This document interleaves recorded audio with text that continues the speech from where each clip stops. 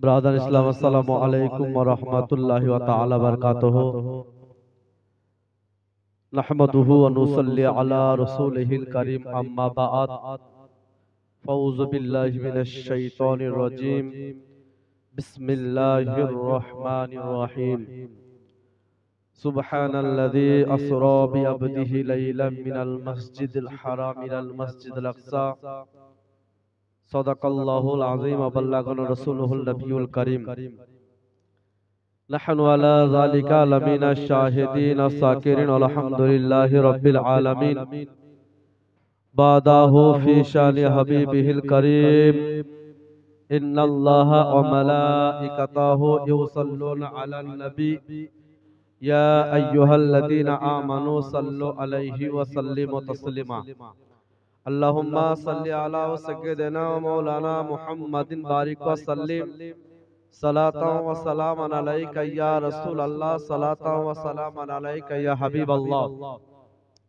अल्लाहु रब्बु मुहम्मदिन सल्लल्लाहु अलैहि व सल्लम, नहनु इबादु मुहम्मदिन सल्लल्लाहु अलैहि व सल्लम। আলহামদুলিল্লাহ, সমস্ত তারিফ প্রশংসা গুণগান সেই মহান আল্লাহ তাআলার জন্য, যিনি অক্ষয় অব্যয় অনন্তি অনাসি ওয়াহদাহু লা শারীকা লাহু। অতঃপর আপনার নবী, আমার নবী, সারা বিশ্বের নবী, দো জাহানের নবী, যে নবীর নাম এখানে সেখানে, যে নবীর নাম আসমান ও জমিনে, যে নবীর নাম লাহু কালামে, যে নবীর নাম প্রতিটি মুসলমানের জবানে জবানে, যিনি জান্নাতের সর্দার, বেহেশতের কমান্ডার, হাউজের মাস্টার, দয়ার আবতার, পাপীদের উদ্ধারকর্তা, দয়ার নবী মুস্তাফা সাল্লাল্লাহু তাআলা আলাইহি সাল্লামের উপর শত কোটি দরুদ ও সালাম বর্ষিত হোক, অর্পিত হোক। সকলে উচ্চ স্বরে ভক্তি বলুন আল্লাহুম্মা আমিন। আল্লাহ তাআলা জাল্লা শানুহু পরওয়ারদিগারে আলাম পবিত্র কালাম মাজিদের মধ্যে ইরশাদ করলেন, সুবহানাল্লাযী আসরা বিআবদিহি লাইলাম মিনাল মসজিদিল হারাম ইলাল মসজিদিল আকসা।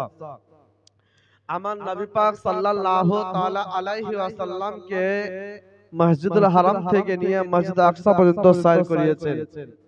ব্রাদার, আমরা মিরাজের বর্ণনা শুনছি যে রাসূল পাক সাহেবের আওলাদ সাল্লাল্লাহু তাআলা আলাইহি ওয়াসাল্লাম কে মিরাজে নিয়ে যাওয়া হয়েছিল। উনি মিরাজে গেছিলেন। তো আল্লাহ তাআলা রব্বুল আলামিন পরওয়ারদিগারে আলাম উনার কাছে যখন পৌঁছলেন, আল্লাহ তাআলা জাল্লা শানুহু পরওয়ারদিগারে আলাম সঙ্গে কথাবার্তা হলো।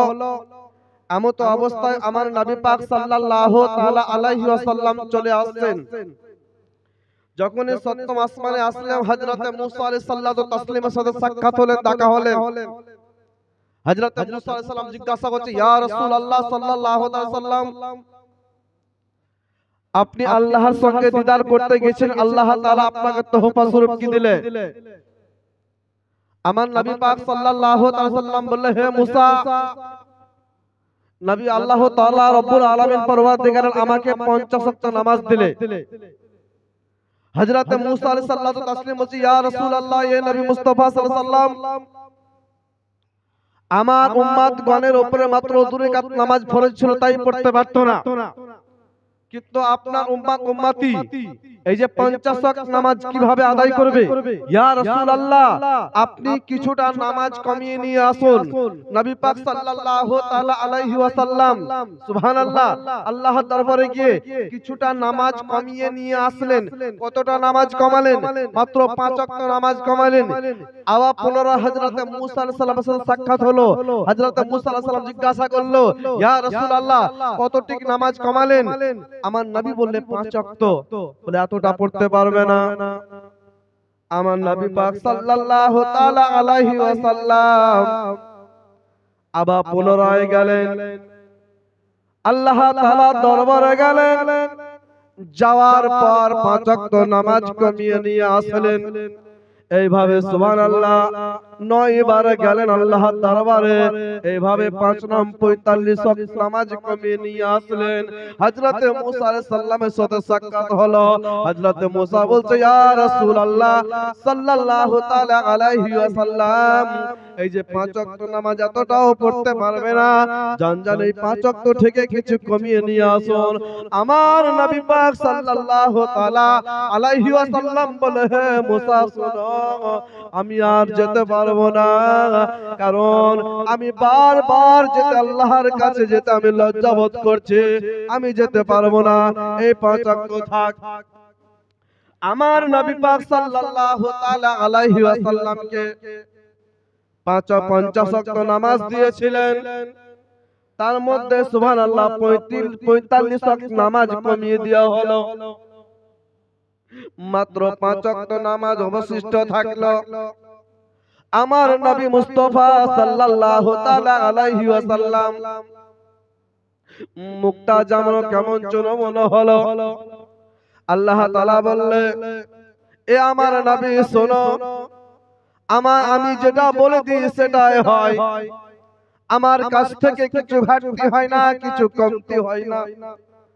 আমি বলে দিয়েছি 50 ওয়াক্ত নামাজ সুবহানাল্লাহ তোমার উম্মত উম্মতির উপরে আমি ফরজ করেছি, কিন্তু আমি সেই থেকে 45 ওয়াক্ত নামাজকে আমি কমিয়ে নিয়ে আসলাম, আমি কমিয়ে নিলাম। তোমার কাছে থাকলো 5 ওয়াক্ত তোমার উম্মত উম্মতির জন্য। এ নবী পাক শোনো, তোমার কোন উম্মত উম্মতি যদি 5 জায়গার নামাজ ঠিকভাবে আদায় করে, আমি আল্লাহ রব্বুল ইজ্জত পরবর্তীকারে আলাম শুধু যদি 5 ওয়াক্ত নামাজ আদায় করে, আমি পরবর্তীকারে আলাম তোমার গুনাহগার উম্মত উম্মতির আমলনামাতে আমি 50 ওয়াক্তের সমান নেকি লিখে দেব। বলো সুবহানাল্লাহ। ব্রাদার মিল্লাত ইসলামিয়া, আমার নবী পাক সাল্লাল্লাহু তাআলা আলাইহি ওয়াসাল্লাম সুবহানাল্লাহ আমাদের জন্য নামাজ আনলেন, এবং সুবহানাল্লাহ নামাজ আনলে এবং নামাজে কতটা অফার আছে। আমরা যদি 5 ওয়াক্ত নামাজ ঠিকভাবে আদায় করি, আমাদের আমলনামাতে 50 ওয়াক্তের সমান নেকি হবে। কিন্তু ব্রাদার চিন্তা করুন, আজকে আমরা নামাজ পড়ছি কোথায়? কোরআনে এক জায়গাতে নাই, কয়েকবারে বলছে আকিমুস সালাত ওয়া তুজ যাকাত, তোমরা নামাজ কায়েম করো এবং যাকাত দাও, কিন্তু সেই নামাজ থেকে আমরা অনেক দূরে। আমরা দুনিয়াতে অনেক রকম কাজ কর্ম করতে পারছি, কোনো অসুবিধা নাই। আমরা সুবহানাল্লাহ জমিতে বলেন, খালে বলেন, বিলে বলেন, আমরা সমস্ত রকম কাজ কর্ম করতে পারছি, শরীরে কোনো অসুবিধা হয় না, মাজাতে কোনো অসুবিধা হয় না, টাঙ্গের ভাঁজে কোনো অসুবিধা হয় না। আর যেমনই আমরা মসজিদে নামাজের নাম নিচ্ছি, এই কিনা তো মজা নিয়ে পারি না, এই কিনা তো টাঙ্গে ভাঁজে পারে না। ব্রাদার মিল্লাত ইসলামিয়া, এটা কোনো কথা নয়, এটা হচ্ছে আল্লাহ তাআলা তোমার দ্বারাতে কোনো ইবাদত নেবে না, ওই উদ্দেশ্যে তোমাকে মসজিদে আল্লাহ তাআলা আসতে নিষেধ করছে। ব্রাদার মিল্লাত ইসলামিয়া, আজকে সুবহানাল্লাহ, আজকে আমরা এমন মুসলমান আছি, জুম্মার নামাজ তো আমরা ঠিকভাবে আদায় করি না, তো আমরা 5 জায়গার নামাজ কিভাবে আমরা আদায় করব? কিন্তু কাল হাসরের মাঠে, কাল কিয়ামতের মাঠে আমাদেরকে জবাবদিহি করতে হবে, আমাদেরকে জবাব দিতে হবে আল্লাহর দরবারে। রব্বুল আলামিন পরবর্তীকারে আলাম বলবে, এ আমার বান্দা বান্দি শোনো, তোমাদের উপরে যে আমি 5 জায়গার নামাজ ফরজ করেছিলাম, তোমরা কি নামাজ আদায় করেছো? তোমরা কি নামাজ পড়েছো?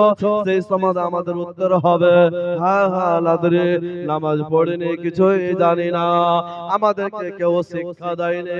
ব্রাদার মিল্লাত ইসলামিয়া, সঙ্গে সঙ্গে আল্লাহ রব্বুল ইজ্জত বলবে, হে আমার বান্দা শোনো, তুমি এই জায়গাতে মিথ্যা কথা বলো না, কারণ তোমাদের গ্রামে অমুক হাফিজ ছিল, অমুক কারি ছিল, অমুক মুফতি ছিল, অমুক মুহাদ্দিস ছিল, তোমাদেরকে বর্ণনা দিয়েছে, তোমরা কর্ণপাত করনি, তোমরা তার কথা শোনোনি, আজকে তোমরা জাহান্নামের আগুনের মধ্যে জ্বলো। আজকে ব্রাদার হাদিস পাকের মধ্যে এসেছে কি যারা বেনামাজি তাদের বাড়িতে তো কোনো রহমত হবে না, তাদের বাড়িতে কোনো বরকত হবে না। আর আল্লাহ তাআলা যে সুবহানাল্লাহ, আমরা মানুষে অনেক কথা বলে থাকি, যে ওই লোকটা নামাজ পড়ে না, কিন্তু সুবহানাল্লাহ বছর বছর বেড়ে চলেছে, তার সুবহানাল্লাহ টাকা পয়সা বেড়ে চলেছে, কিন্তু আল্লাহ তাআলা ধন এবং দৌলত দেয় মানুষকে যাচাই করার জন্য, মানুষকে পরীক্ষায় ফেলার জন্য। ব্রাদার, তদ্রূপ সুবহানাল্লাহ আমরা যে এত বছর আমাদের বয়স হলো, আমরা সুবহানাল্লাহ কত বছর থেকে আমাদের নামাজ পড়া শুরু, সেই বছর থেকে আমরা আজকে আমাদের 45-50 বছর বয়স হয়ে গেল, আমরা সুবহানাল্লাহ ফজরের নামাজটা আদায় করি নাই, জোহরের নামাজটা আদায় করি নাই, আসরের নামাজটা আদায় করি নাই, এশার নামাজটা আদায় করি না। ব্রাদার মিল্লাত ইসলামিয়া, আজকে আমাদের এমন মুসলমান আছে যা আমাদের ইসলামের মূল স্তম্ভ কয়টি কয়টি বলতে পারবে না, নামাজ আপনার দূরে থাক বলতে পারবে না। কিন্তু ব্রাদার, হাদিস পাকের মধ্যে এসেছে বেনামাজির নজর যদি কোনো বাড়িতে পড়ে, তার বাড়ি থেকেও কোনো রোজগার এবং বাড়িতে তার কোনো বরকত হবে না। পিরানে পেদাস্তেগি মেহবুবে সুবহানী শেখ আব্দুল কাদের জিলানী ওয়া গিলানী রাদিয়াল্লাহু তাআলা আনহু দরবারে একজন খাদেম গেল, মুরিদ গেল, বলে হুজুর আমি এত ইনকাম করছি, আমি এত পরিশ্রম করছি, আমি সুবহানাল্লাহ আমার বাড়িতে টাকা হয় না, আমার বাড়িতে কোনো ইনকাম হচ্ছে না। ব্রাদার, পিরানে পেদাস্তেগি মেহবুবে সুবহানী শেখ আব্দুল কাদের জিলানী ওয়া গিলানী রাহমাতুল্লাহ আলাইহি বললেন, বাবা তুমি 5 জায়গা নামাজ আদায় করো।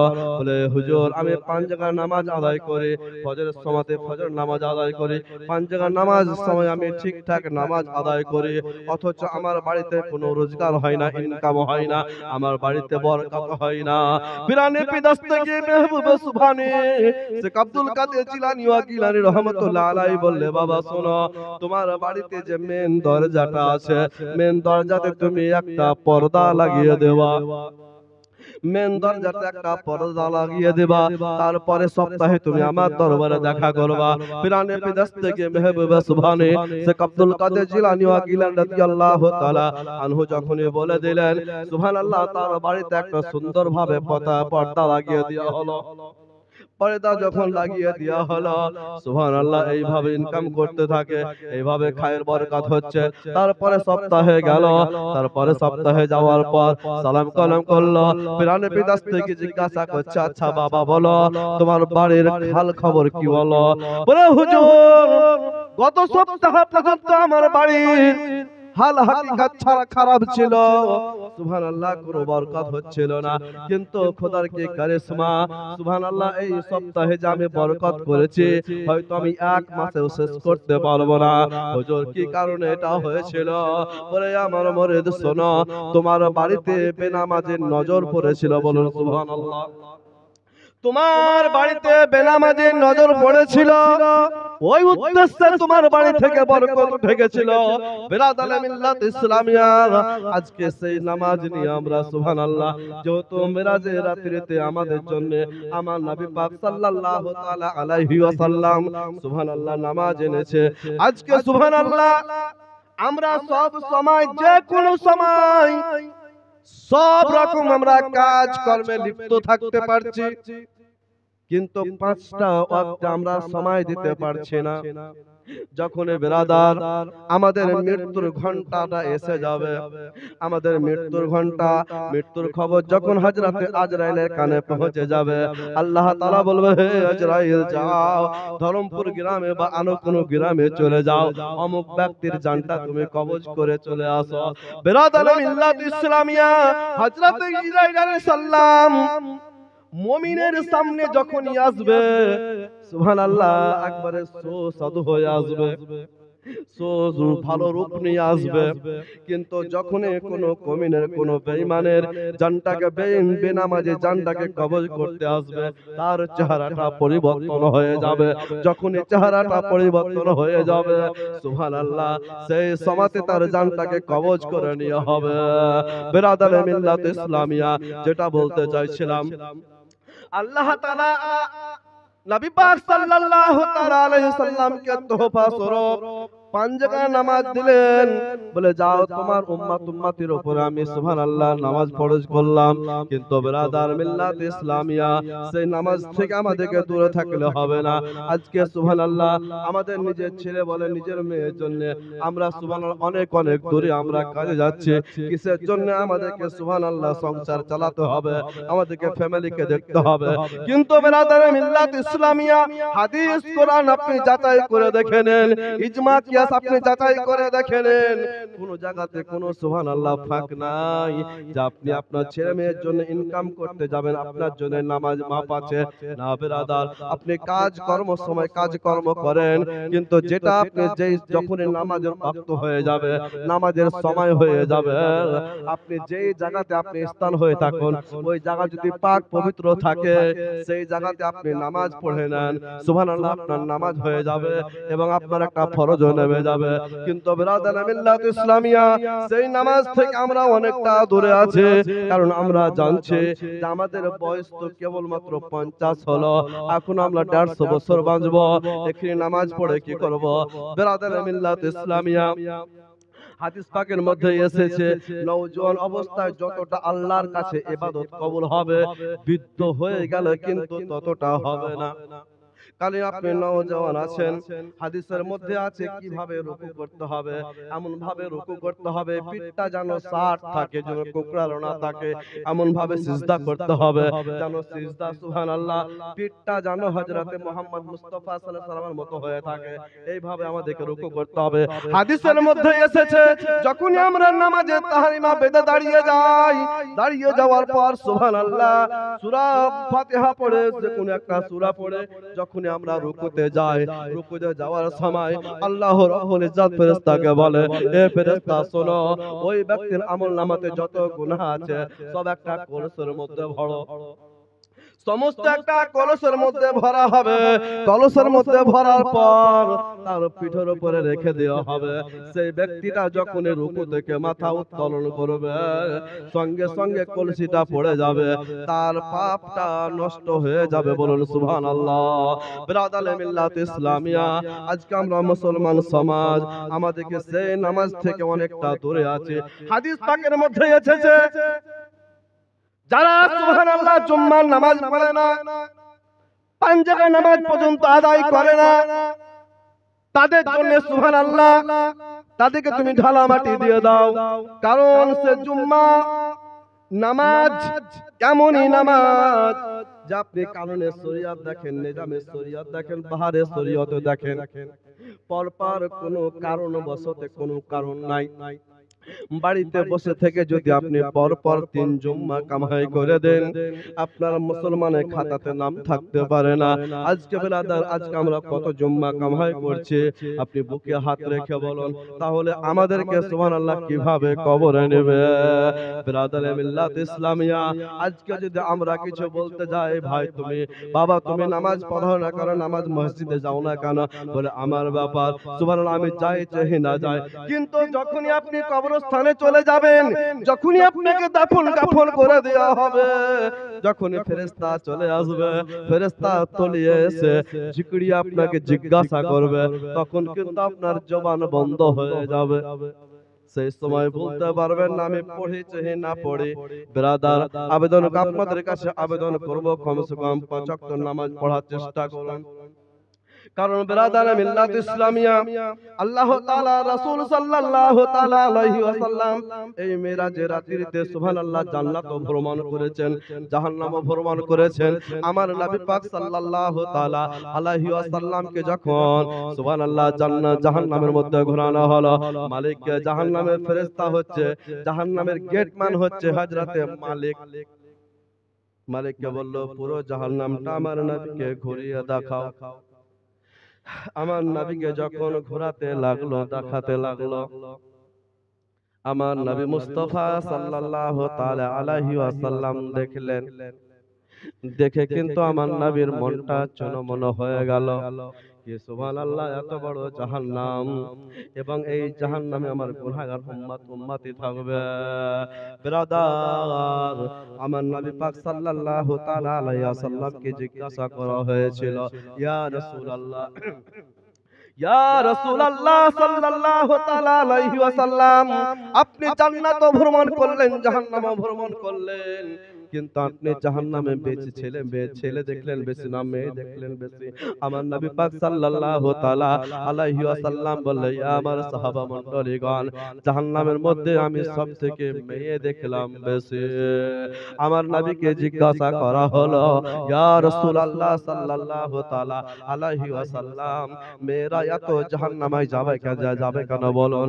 আমার নবী পাক সাল্লাল্লাহু তাআলা আলাইহি ওয়াসাল্লাম বললেন, ইয়া আমার সাহাবা মণ্ডলী শোনো, তারা এই কথায় কথায় কুফরি কথা বলা থাকে, কারণ এই উদ্দেশ্যে তারা বেশিরভাগই জাহান্নামে যাবে, কারণ তারা স্বামীর নাশুকরি বেশি করে।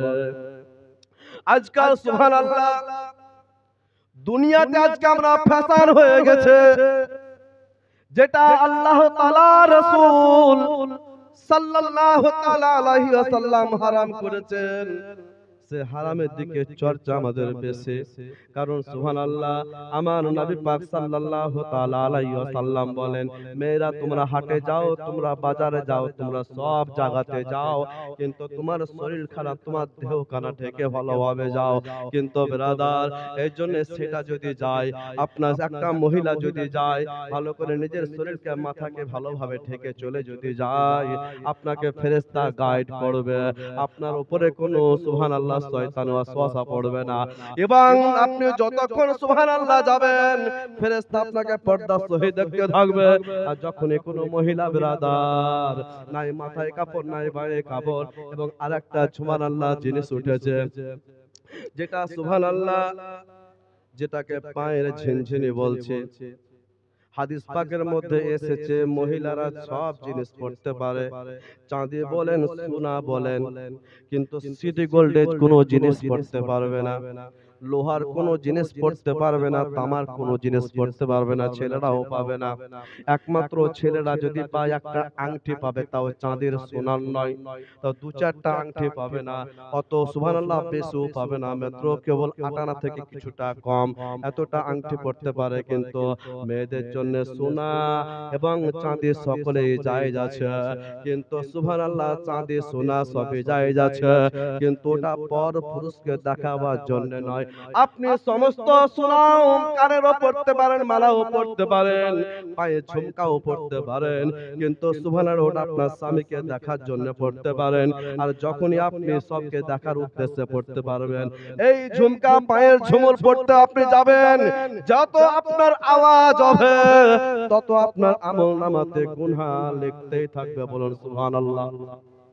ব্রাদার মিল্লাত ইসলামিয়া হাদিসের কিতাব হাদিসের কিতাব যদি খোঁজেন পাওয়া যাবে, কিন্তু ব্রাদার সেই জন্য দায়ী হচ্ছে আজকে আমরা আমাদের ছেলে মেয়েকে সব সময় লক্ষ্য রাখতে হবে। আপনি সব জিনিস আপনি জান কিনেন, কিন্তু সুবহানাল্লাহ সব সময় লক্ষ্য রাখতে হবে যেন আমাদের অলংকার সমস্ত জায়েজ আছে, কিন্তু নিজের স্বামীর জন্য পর পুরুষকে দেখাবার জন্য নয়। বিরাদারে মিল্লাত ইসলামিয়া আমার নবী মুস্তাফা সাল্লাল্লাহু তাআলা আলাইহি ওয়াসাল্লাম এই সব ঘটনা খুলে বললেন। খুলে বলার পর আমার নবী কিছুটা দুঃখিত হলেন।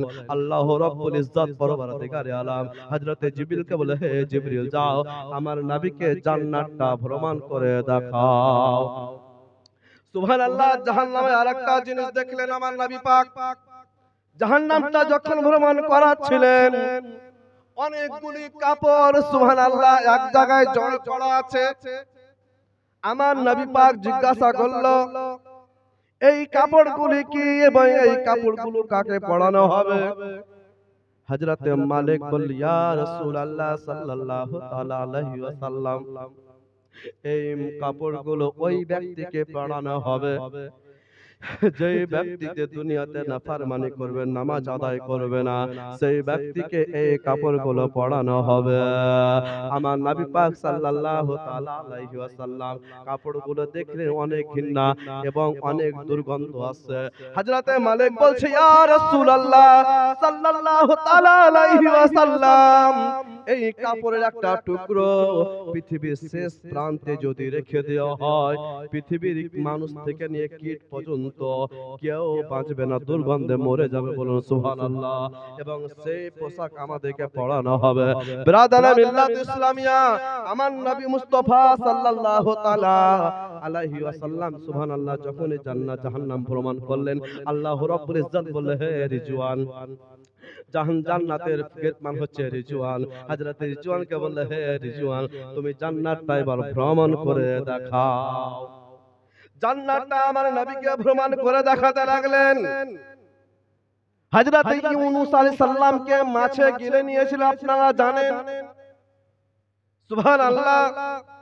সেই মাছে যখন সাগর থেকে উনাকে নৌকা থেকে ফেলে দেওয়া হয়েছিল, সঙ্গে সঙ্গে একটা মাছে গিলে নিয়েছিল। যাবত 40 দিন ছিল, কিন্তু কোনো ক্ষতি হয়নি। যাবত 40 দিন ছিল, কোনো মাছে হযরতে ইউনূস আলাইহিস সালামের কোনো ক্ষতি করতে পারেনি। ক্ষতি তো দূরের কথা, একটা পশম পর্যন্ত কিছু হয়নি। ব্রাদারে মিল্লাত ইসলামিয়া, যে হযরতে ইউনূস আলাইহিস সালামকে যে মাছটাতে গিলে নিয়েছিল, সেই মাছটা কোনো ওহাবী দেওবন্দি লাবুজাবি ছিল না, সেই মাছটা ছিল পাকা সুন্নি, বলুন সুবহানাল্লাহ। সেই মাছটা ছিল পাকা সুন্নি। এবার বলবেন মৌলভী সাহেব, মাছটা সুন্নি কি লামুজাবি কি ওহাবী, আপনি কিভাবে বুঝবেন? আমার নবী পাক সাল্লাল্লাহু তাআলা আলাইহি ওয়াসাল্লাম যখনই বললেন, হে মাছ, যে হযরত ইউনূস আলাইহিস সালামকে গিলে ফেলেছো, তাকে তুমি বার করে ফেলে দাও, তাকে তুমি বার করে দাও। ব্রাদার, সেই সময় মাছ কিন্তু বলেনি, এ নবী, আমি তোমার কথা শুনবো না, আমি আল্লাহর কথা শুনবো। মাছটা কিন্তু এটা কথা বলেনি। এই জন্য বোঝা যাচ্ছে মাছটা ছিল পাক্কা সুন্নি।